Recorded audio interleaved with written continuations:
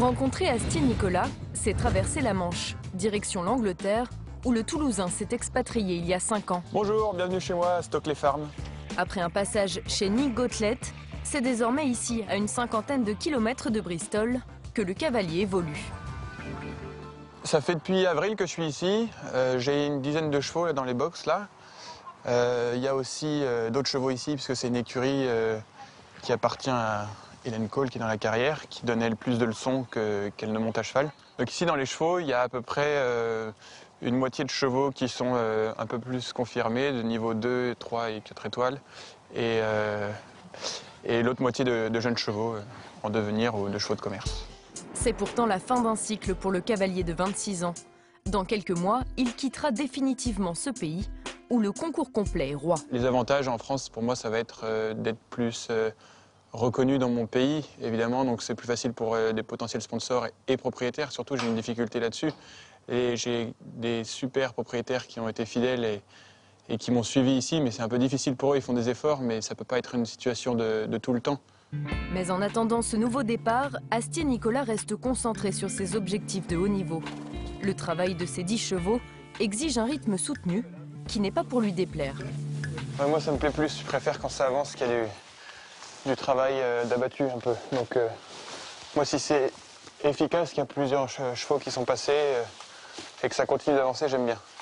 Puis, je suis obligé de me dégager un petit peu de temps en fin de journée parce que, mine de rien, il n'y a pas que le monter à cheval quand on est cavalier, c'est un métier à part entière.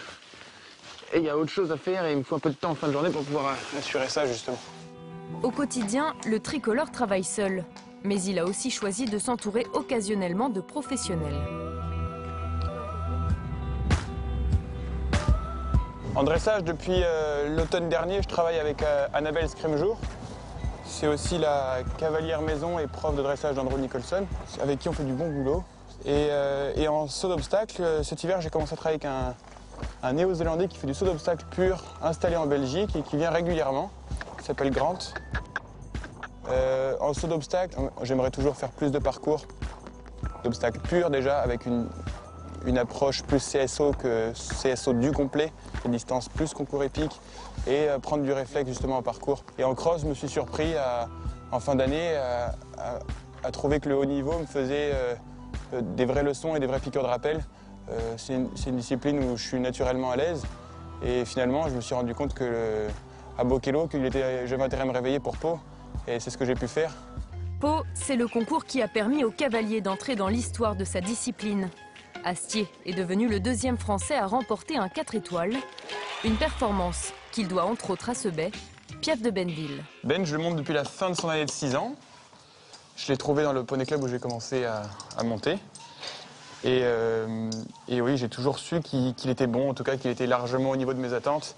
Et à chaque fois qu'on a sorti ce cheval, on avait un objectif, il est toujours surpassé. Un vrai cheval sympa, quoi.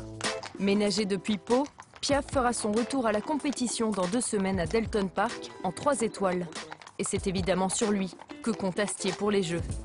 Les Jeux, un objectif non dissimulé pour le cavalier, écarté au dernier moment de l'équipe médaillée de bronze à Blair Castle. J'avais un cheval qui a fait une saison extraordinaire, même avant de gagner Pau, même avant ses championnats, qui était vraiment très bien. 2e au CCI de Saumur, classé à toutes ses sorties, même des très très bons placements.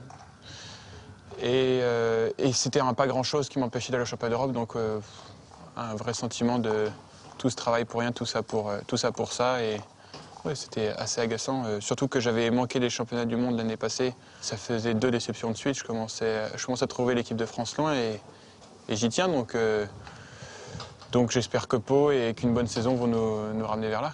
Tu penses pouvoir apporter quoi à cette équipe au jeu? Je peux apporter un couple que je forme avec mon cheval assez expérimenté malgré mon jeune âge, mais ce cheval a fait quand même pas mal de grosses épreuves et plutôt très bien.